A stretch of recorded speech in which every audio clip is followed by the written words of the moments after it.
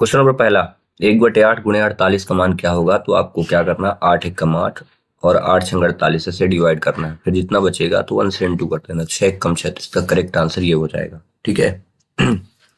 ऐसे ही हम करते हैं। चलिए दूसरा क्वेश्चन को, ठीक है, इससे मिलता जुलता एक क्वेश्चन मैं दे देता हूं। ये इसका आंसर क्या होगा, आप सॉल्व कर लें। अगला क्वेश्चन है कि 5x इज इक्वल 10 का हल क्या होगा? तो 5 1 कम 5 करना, 5 दूनी 10 कर देना, तो x बराबर कितना हो गया, 2। तो आंसर ये हो जाएगा। ऐसे ही एक क्वेश्चन 7 इज इक्वल 35 दिया, 7x इज इक्वल 35, इसका आंसर क्या होगा कर लेना आप। कमेंट्स कर देना अगर बन जाएगा तो।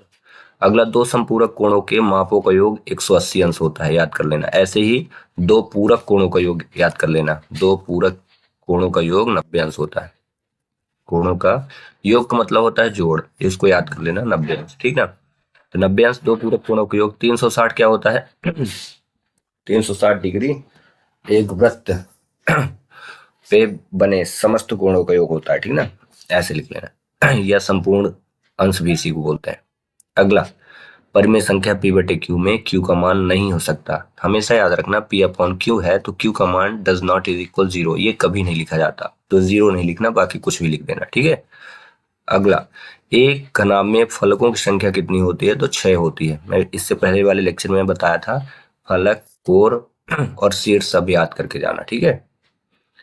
अगला देखो, ये क्वेश्चन आया था, 128.9 बटे इतना करें तो कितना आएगा? तो ठीक है, तो ये दशमलव यहाँ लगा हुआ है, देखो यहाँ लगा है ना, और ये 1 0 2 0 3 0, तो 3 अंक और आगे चलो तो यहाँ पॉइंट लग जाएगा। तो आंसर ये हो जाएगा 0.128 और 9 आंसर। ठीक है। तो ऐसे ही एक मिलता जुलता क्वेश्चन मैं दे देता हूँ आपको करने के लिए। तो इसका आंसर क्या होगा, चलिए देखते हैं कौन कमेंट्स करेगा। अगला, क्वेश्चन नंबर 7, आंकड़ों 36 24 46 का माध्यक क्या होगा? मीडियन बोला है। तो इसमें क्या करो, पहले आरोही क्रम में लिखो। आरोही क्रम का मतलब होता है घटते क्रम, सबसे पहले छोटा, घटते क्रम नहीं, बढ़ते क्रम में सबसे पहले सबसे छोटा, फिर उससे बड़ा, और फिर सबसे बड़ा, ऐसे लिख दिए। इसके बाद जो बीच में होगा वो करेक्ट आंसर, माध्यक मतलब जो मध्य में होगा। तो आंसर क्या लिखोगे, 36। ऐसे ही मिलता जुलता एक क्वेश्चन दे देता हूँ ये, ठीक है ना।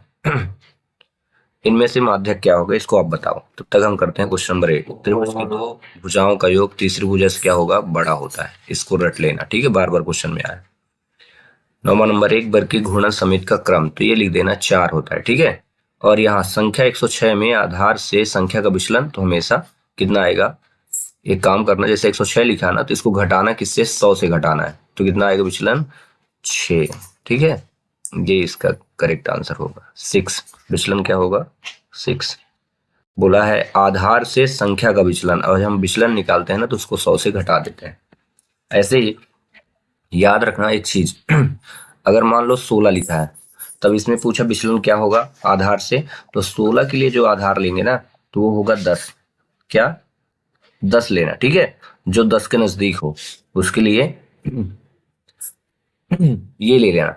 मतलब अगर 16 होगा तो आधार क्या लोगे, 10। ठीक है। अगर 998 लिखा है तो आधार 1000 ले लेना।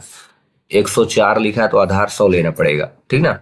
तो आधार जितना लोगे उसको संख्या से घटा देना, तो आंसर क्या आएगा, विचलन का आएगा। ठीक है, ये याद करके जाना अच्छे से, पता चले गड़बड़ हो जाए। ठीक है। अगला करते हैं। नीचे दिए गए प्रश्नों को हल करिए, प्रत्येक प्रश्न के 2 अंक निर्धारित हैं। पहला क्वेश्चन है, एक ऋणात्मक पूर्णांक ले लो।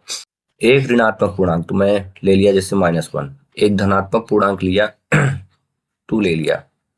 अब बोला इन दोनों को आपस में घटाओ, तो एक साइन ले लेता हूँ घटाने का, तो माइनस, समान चिन्ह आपस में जुड़ेंगे तो ये आ जाएगा -3। ये करेक्ट आंसर हो जाएगा। मतलब इसको जब सॉल्व करना तो -1 -2 इज इक्वल -3 हो जाएगा। ठीक है। अगला क्वेश्चन बोला 2.5 में 0.23 का मान क्या होगा? तो आपस में इंटू करो, 25 दिया क्या होता है 75, तो ऐसे 75 लिख देना।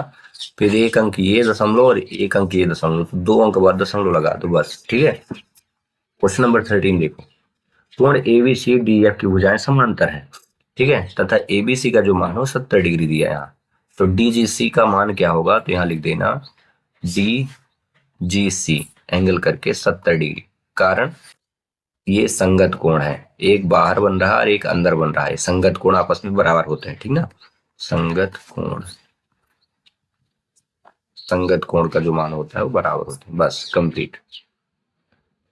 अब यहाँ पे लिखना है क्वेश्चन नंबर 14 में ऐसे चतुर्भुज का नाम बताइए, ऐसे चतुर्भुज का नाम बताइए जिसमें रैखिक सममिति और घूर्णन सममित दोनों ही हो। ठीक ना, तो इसमें आप पहला लिख देना वर्ग। ठीक ना, और आप चाहें इसमें वैसे नंबर नहीं बताया कितने बताना है, बट इसमें आप चाहें 4 6 या 2 3 लिख सकते हैं। तो लिख देना पहला वर्ग और दूसरा आयत, बस इतने में आपका काम हो जाएगा। ठीक है, 2 अंक तो करना ही है, 2 अंक है ना। ऐसी आकृतियों के नाम लिखिए जिसमें 2 सममित रेखाएं हों, तो इसमें भी आप वही लिख सकते हो। ठीक है, समचतुर्भुज, चतुर्भुज, वर्ग, आकृति। ठीक ना, तो यहाँ आप 2 सममित रेखाओं के लिए वर्ग न लिखना, क्योंकि वर्ग में 4 सममित रेखाएं होती हैं। ठीक है, तो आप यहाँ लिख देना आयत और समचतुर्भुज लिख दो, आयत और समचतुर्भुज, समचतुर्भुज, बस कंप्लीट। अब इसे बोला है क्वेश्चन नंबर 6 में कि 3 सेंटीमीटर 3 सेंटीमीटर 3 विमा वाले 2 घनों को परस्पर सटाकर रखा जाता है, तो परिणामी घनाभ की विमाएं क्या होंगी। तो देखो, जैसे ये घन है, समझो ये घन बना, ये बना देता हूँ। ठीक है, और एक घन यहाँ पे भी बन गया, ऐसे कर दिए, तो इनको जब सटा के रखा गया तो इनका डायमेंशन क्या बनेगा ये बताना है। ठीक है, ऐसे करके मैं इसको ज्वाइन कर दे रहा हूं। ये इस प्रकार से बन गया, 2 घन थे। तो एक घन की जो बीमा है 3 सेंटीमीटर, मतलब यहाँ पे भी 3 है, यहाँ पे भी 3 है, यहाँ पे भी 3 है, तो यहाँ भी 3 होगा, यहाँ भी 3 होगा, यहाँ भी। तो ये बन गया अब घनाभ। तो घनाभ की बीमाएं क्या होंगी, तो देखो लंबाई होती है घनाभ में, चौड़ाई होती है और ऊंचाई होती है। ठीक है ना, 3 चीजें होती हैं घनाभ में। तो लंबाई आपको क्या दिख रही है, देखो लंबाई लेंथ कितनी हो गई 3 सेंटीमीटर, आप लिख देना। चौड़ाई कितनी हो जाएगी 3 सेंटीमीटर, और ऊंचाई देखो, ऊंचाई मतलब यहां से यहां तक का जो मान होगा वो ऊंचाई होगी। तो 3 3 कितना हो गया 6, बस ये आंसर हो गया आपका। ठीक है, अगला क्वेश्चन ये 3 3 अंक का है। पहला दिया है गर्मियों के दौरान एक कमरे के भीतर का तापमान 37 डिग्री है। ठीक है, होता है यदि एयर कंडीशनर के कमरे को 5 डिग्री सेंटीग्रेड मिनट तक ठंडा किया जाता है, ठीक ना, प्रति मिनट तक ठंडा करता है, तो एयर कंडीशनर चालू करने के यहाँ 5 मिनट होना चाहिए था, 5 मिनट बाद कमरे का तापमान क्या हो जाएगा। प्रति मिनट, 1 मिनट में कितने डिग्री सेंटीग्रेड कम करता है 5। ठीक ना, तो 37 डिग्री सेंटीग्रेड में माइनस करना, 5 गुणे 5 कर देना। ठीक है, तो 37 माइनस 25 कितना हो जाएगा, तो 12 डिग्री सेंटीग्रेड कम कर देगा। बोला है ना कमरे का तापमान 5 मिनट बाद क्या होगा, तो हो जाएगा 12 डिग्री सेंटीग्रेड हो जाएगा। ठीक है, बस इतना करोगे आंसर मिल जाएगा। अगला बोला है प्रश्न 18, क्वेश्चन नंबर 18 बोला है कि इसका माध्यक ज्ञात कीजिए। तो माध्यक के लिए सिंपल सा है, इनको आरोही क्रम में पहले हम लिखेंगे। ठीक है, कैसे करोगे आरोही क्रम में, देख लो थोड़ा सा। क्वेश्चन नंबर 18, तो सबसे पहले सबसे छोटा नंबर लिखेंगे आरोही क्रम में लिखने पर, ऐसे लिखना आरोही क्रम में लिखने पर। इसके बाद लिखो 6, 6 के बाद क्या हो गया 8, फिर 10, फिर 10, है ना, ये देखो यहाँ 10 मिल गया, यहाँ 10 मिल गया, 8 मिल गया, 6 मिल ही गया। अब आते हैं 15 पे, तो 15 कितने हैं 1 2 3, 3 तो 15 लिखो, 15 15 और 15, 3 15 आ गए, 15 भी मैंने यूज कर लिया। ठीक है, 15 के बाद क्या है, अब 50 है, फिर 80 है, फिर 100 है, तो लिख दो आप 50 80 100, और फिर लिखना 120 लास्ट। ठीक है, ये बोला माध्यक ज्ञात कीजिए। तो इसको 2 3 नियम है। पहला तो इनको काउंट कर ले हम कितने हैं, 1 2 3 4 5 6 7 8 9 10 11 है, तो डायरेक्ट 11 है, तो माध्यक मतलब बीच में, जो बीच में होगा आंसर हो जाएगा। तो 11 में क्या हो जाएगा 5 5 10, और जो बीच में होगा मतलब 1 2 3 4 5, ये छठवां, ऐसे 1 2 3 4 5 छठवां, आंसर ये आ जाएगा 15। बट ये 3 अंक का है तो हम इसमें मान लेंगे n बराबर 11, फिर इसमें माध्यक बराबर फार्मूला लगा देंगे, माध्यक बराबर n प्लस 1/2, बस 11 प्लस 1 लिख देना बटे 2, फिर हो जाएगा बे पद का मान लिख देना, बे पद का मान, बे पद का मान। अब यहाँ 11 1 12 हुआ, 2 का भाग कर दिए, वे पद का मान। जब भाग किया तो क्या है, छठवें पद का मान, छठवें पद का मान। जब 3 अंक का है तो इस प्रकार आप कर लेना। छठवां पद कौन सा होगा, वो आंसर होगा 1 2 3 4 5 और 6। देखो इसमें भी आ रहा था वही 15। ठीक है। 3 अंक में इस प्रकार आप कर सकते हो। अब आते हैं क्वेश्चन नंबर 19 पे। 19 पे देखो क्या लिखा है, इसको हल करना है। तो -4 लिखा है, बटे 3 बाई लिखा, बराबर लिख दिया 3/4। तो अब क्या करो, फिर ये गुणा कर दो। ठीक है, 3 बाई का 3 से इंटू, ऐसे 3 बाई गुणे 3, यहाँ पे इंटू हो गया। इस 4 के इधर कर देना, -4 गुणे 4। ठीक है, तो 3 × 9 बाई बराबर 4 × 16। अब 16 लिखना, ये इधर गुणे में है तो उधर हो जाएगा भाग में, बस ये आंसर हो जाएगा। ऐसे ही मिलता जुलता एक क्वेश्चन ले लो, कर लेना, प्रैक्टिस हो जाएगी। 7/2। ठीक है। अब आते हैं क्वेश्चन नंबर 20 पे। किसी त्रिभुज के तीनों कोणों में 3:2:1 का अनुपात है। त्रिभुज त्रिभुज के तीनों कोणों का मान ज्ञात करना है। ठीक ना, तो मान लीजिए आप 20 नंबर पे, माना त्रिभुज के तीनों कोण क्रमशः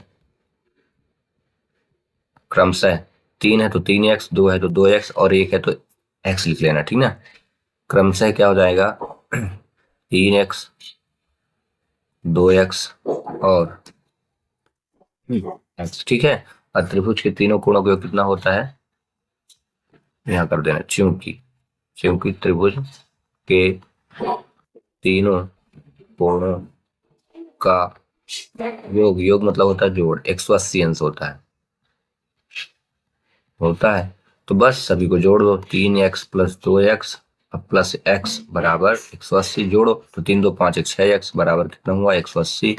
x का मान निकाल लो, 180/6, भाग कर दो मुन्ना, 6 3 18, 30 आया। ठीक है, अब जब 30 आ गया तो लिखना पहला कोण।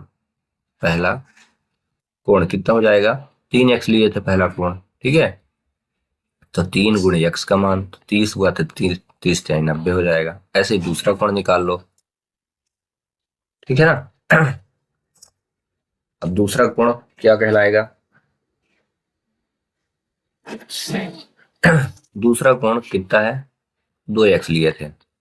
दूसरा कोण यहाँ लिख देना 2x, तो 2 × x का मान फिर से रख दो 30। काहे लिख रहे हो 30, क्योंकि x का मान निकाले। ठीक ना, 2 ये 60। तीसरा कोण लिख दो ऐसे ही। तीसरा कोण क्या हो जाएगा, x, तो x का मान 30। बस कंप्लीट, आगे समझे। चलिए अब करते हैं क्वेश्चन नंबर 21। क्या बोला है, रेहाना किसी स्थान ए से पूर्व दिशा में एक सही 3/4 किलोमीटर चलती है। पूर्व दिशा मतलब देखो ऐसे होता है, उत्तर दक्षिण, ये पूर्व होता है पश्चिम। ठीक है, जब भी आप रफ वगैरह में स्केच करें तो इस प्रकार से डायरेक्शन लिखें। तो ये रेहाना क्वेश्चन नंबर 21 है, यहां से मैं कर देता हूँ। रेहाना यहां से यहां तक चली, मान के चलते ये ए है, कितना गई है, एक सही 3/4।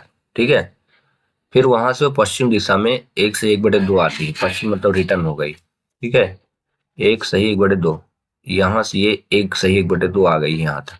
इस स्थान से रिटर्न आई तो यहाँ रुकी है, मान के चलते 1 सही 1/2। तो तो उसकी ए से दूरी क्या होगी बताना है, कि ए से डिस्टेंस क्या होगा। तो दोनों को आप प्यार से घटा दो आंसर। ठीक ना, तो कुल दूरी लिखिएगा, दूरी बराबर 1 सही 3/4 और माइनस कर देना 1 1 सही 1/2। इनको सॉल्व कर दो, आंसर की प्राप्ति आपको होगी। ठीक है,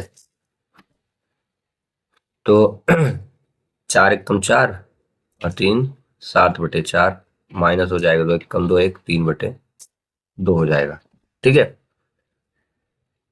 अब इनको आपस में सॉल्व कर दो। 2 का गुणा 7 में 2 7 14, 3 का गुणा 4 में तो 12, 4 दूनी 8, कितना हुआ 2/8। इनको आपस में डिवाइड कर दो तो 2 चौको तो 1/4 आया। इतना आंसर आएगा, 1/4 हो जाएगी डिस्टेंस। किलोमीटर लिख देना। ठीक है, किलोमीटर। बस आगे समझ में। अब आते हैं क्वेश्चन नंबर 22 पे, बहुत इंपॉर्टेंट क्वेश्चन। बोला है कि ए का निम्न पूर्वेण विधि से इसको सॉल्व करना है। तो सिंपल सा, इसका आंसर क्या लिखोगे, देखो ऐसे कर लेना, सिंपली मैंने सिखाया है, जिन बच्चों को नहीं सिखाया वो सीख लें। ऐसे लिखे, ए का यूनियन का मतलब समझ लो, ए का यूनियन का मतलब होता है एक कम, तो 46 में एक कम किया तो कितना आया 45, ठीक है, लाइन खींच देना। अब इसी 5 को 9 में घटा दो, कितना आया 4। ध्यान रखना इस 5 को इस 9 में घटाए हो और इस 4 को इस 9 में घटाना, तो कितना आएगा 5। बस आंसर लिख दो 45 और 54। आगे समझ में? बस इसका करेक्ट आंसर इतना ही। ऐसे भी मिलता जुलता एक क्वेश्चन दे देता हूँ, 47 गुणे 99 कर लो, ठीक है। ऐसे चाहे 3 अंक का हो 4 अंक का हो, बस ऐसे ही करना, ठीक है। एक का यूनियन मतलब पहले वाले अंक में एक घटा देना और जितना घटाना आएगा उसको इन दोनों अंक में, दो जितने भी 9 रहेंगे उनमें एक एक करके घटा देना आंसर, ठीक है। इन क्वेश्चनों को कर लेना। अगला क्वेश्चन, क्वेश्चन नंबर 23। जो ही एक वॉशिंग मशीन 13,500 रुपए में बेचने पर 20% की हानि उठाती है, तो यह वॉशिंग मशीन कितने रुपए में खरीदी है, ठीक है। तो इस क्वेश्चन को करते हैं हम लोग। इसको करने के लिए थोड़ा सा हम यहाँ रफ स्केच कर लेते हैं, ठीक है। नहीं कर ले फिर पढ़ा देते हैं आपको। क्वेश्चन नंबर 23 है, बस 26 क्वेश्चन ही है टोटल, ठीक है। चलिए जो ही को सॉल्व करते हैं। एक वॉशिंग मशीन या खरीदी है, खरीदने का मतलब होता है कॉस्ट प्राइस, बेचना का मतलब होता है सेलिंग प्राइस, ठीक ना। तो हम लिख देते हैं यहाँ पे विक्रय मूल्य दिया है आपको। विक्रय मूल्य कितना दिया है 13,500। हानि कितने की है 20% की, हानि परसेंट 20% की है। बोला है क्रय मूल्य कितना होगा, तो क्रय मूल्य बराबर फार्मूला लगा देना, विक्रय मूल्य गुणे 100 और बटे लिख देना 100 माइनस लॉस परसेंट, यानी इसको बोलते हैं हानि प्रतिशत, ऐसा, ठीक है। क्लोज कर देना। विक्रय मूल्य है 13,500 गुणे 100 कर देना, बटे में क्या करना 100 माइनस 20 कर देना, 20, 100 है 2 जीरो, ठीक है। थोड़ा अच्छे से लिख लेना आप, 0 0। अब 13,500 500 था ही, 2 जीरो और तो 4 जीरो हो गए। अब बटे कितना हुआ, घटा दिए तो 80 हो गया, ठीक है। अब इसको सॉल्व कर लो। सॉल्व करने के लिए आप क्या करना, पहले 0 से 0 को डिवाइड कर दो और जितना 0 0 काट दो और जितना बचे भाग कर देना, आंसर हो जाएगा। तो 0 0 कट गया, अब 8 का भाग कर दीजिए। तो ऐसे करके भाग कर लें, 13, 3 0 भागे 8, 8 एकम 8, 5 55 हुआ, 8 सत्ते 56 होता, तो 8 संग 48 ले लो, 7 हुआ, 8 ढाई 64 कर लो, 64, 6 हुआ, यहां तक आ गए, फिर 0 ले लेना, 8 सत्ते 56, ठीक है, 8 सत्ते 56, यहाँ लिख देना 56, 4 आ जाएगा घटाने पे और 1 0 बचा, तो 8 पंचे 40, तो ये हो जाएगा कितना 16,875, ठीक है, रुपए। मतलब उस वॉशिंग मशीन को रेहाना ने जूही ने जो खरीदा था वो 16,875 में खरीदा था, और वो बेचा कितने में है, बेचा था कितने में 13,500, ठीक है। ऐसे करना था। चलिए अब अगला क्वेश्चन हम लोग देखते हैं। टोटल 26 क्वेश्चन ही आने हैं, ठीक है। अगला क्वेश्चन क्या दिया है, एक समद्विबाहु त्रिभुज है ये जो बना हुआ है, और ए बी बराबर AC 7.5 सेंटीमीटर, BC 9 सेंटीमीटर, ए से बी तक की ऊंचाई 6 सेंटीमीटर, डायग्राम में बना ही हुआ है। त्रिभुज ABC का क्षेत्रफल ज्ञात करो। तो चलो त्रिभुज ABC का पहले हम क्षेत्रफल ज्ञात कर लेते हैं, ठीक है। तो ये क्वेश्चन नंबर 24 है। लिखिए त्रिभुज ABC का क्षेत्रफल बराबर 1/2 आधार गुणे ऊंचाई, आधार गुणे ऊंचाई करना था, ठीक है। अब यहाँ 1/2 लिखना, आधार देखो ये आधार है 9 और ऊंचाई कितनी है 6, यहाँ लिख देना 9 और गुणे 6। अब 9 छक्का 54 हुआ, ऊपर का गुणा कर दिए और नीचे 2 लिखा था, लिख के भाग कर दो, कितना हुआ 27 सेंटीमीटर स्क्वायर, वर्ग कर देना क्षेत्रफल में, ठीक है। इतना होने के बाद ये पहला आ गया, फिर बोला एवं सी से ए बी तक की ऊंचाई, अर्थात सी का मान ज्ञात करना। ये सी है और ई का मान ज्ञात करना, ठीक है। तो यहाँ पे आधार दिया, ऊंचाई नहीं दी है, ठीक ना, आधार दिया है। तो फिर से लगा देते हैं फार्मूला। तो 1/2 आधार गुणे ऊंचाई, ध्यान रखना आधार गुणे ऊंचाई होता है, तो आधार कितना ए बी हो जाएगा और ऊंचाई सी ई, लिख देना ए बी इंटू सी ई, बराबर लिख देना त्रिभुज एबीसी का क्षेत्रफल, त्रिभुज एबीसी का क्षेत्रफल। ये कर दिए। 1/2 लिखो, आधार 7.5 है, ए बी का मान देख लियो ना, ये दिया है, ठीक है। सी का दिया नहीं, एबीसी का क्षेत्रफल अभी 27 लिखो, 27 कर दो। इसके बाद बस यहाँ पे लिखो सीई बराबर कर देना, ठीक है। ऐसे कर देते हैं और नीचे कर देते हैं, ज्यादा ठीक रहेगा, ठीक है। हम्म हमें सी रखना है, तो सी को आप रोक लो, फिर 27 लिखो, दो नीचे है तो ऊपर चला जाएगा, ठीक है। दो ये नीचे है तो ऊपर चला गया, ये नीचे ऊपर है तो नीचे आ जाएगा, 7.5। इसके बाद 27 दूनी 54 करना था, लेकिन 27 गुणे मैंने कर दिया, 2 गुणे 20 कर दिया, अब बटे 75, ठीक है। 20 कैसे हुआ, ये दशमलव लगा था ना, हटाया तो यहाँ 20, एक जीरो बढ़ गया। अब इनको डिवाइड कर दो, तो 5 चौको 20, 5 एकम 5, 5 पचम 25, 15 अपना 75। अब जितना आया गुणा करिए, 27 गुणे 4 बटे 15, ठीक है। 4 सत्ते 28 और 4 दूनी 8 दूनी 10, 27 चौको 108 होता है। बस जब इतना आ गया तो 108 में आपको 15 का भाग कर देना है, ठीक है। कर लेंगे ना, 15 का भाग कर दीजिए, तो ये जितना आएगा 15 का डिवाइड करने पे वो आंसर हो जाएगा, तो 7.2 सेंटीमीटर, ठीक है। जिससे भाग ना बने वैसे कर ले, कहीं पे रफ वर्क में कर लीजिएगा, जितना आएगा यहाँ लिख देना, ठीक है। चलो अब 24 हुआ ना, 25 वेरी इंपॉर्टेंट, 25 क्वेश्चन को करते हैं। क्वेश्चन नंबर 20 बोला एन का मान -2 ले लेना और सभी क्वेश्चनों को सॉल्व कर देना। तो लिख लो भाई n इज इक्वल -2 और नंबर फर्स्ट 5n -2, तो 5 गुणे n का मान क्या लेना है, -2, कितना हुआ -10 -2 कितना हुआ -12, 1 हो गया। दूसरे पे आते हैं, फिर से n बराबर -2 लेना है, ठीक है। 5n स्क्वायर प्लस 5n -2, यहाँ से फिर से 5n का मान -2 प्लस 5n का मान -2, माइनस 5, 2 का स्क्वायर 4, -10 -2, 5 चौको 20 -12, घटा दो तो 8 आ गया, ठीक है। ये आ गया 2 हो गए। अब हम लोग कर लेते हैं तीसरा, ये तीसरा है, n बराबर फिर से -2 लेना है, n cube plus 5n square plus 5n -2। चलो भाई फिर से रखते हैं, -2 का क्यूब यानी -2 को 3 बार गुणा करना। ध्यान रखना माइनस का जब 3 बार गुणा किया जाता है तो माइनस में आता है, ठीक है।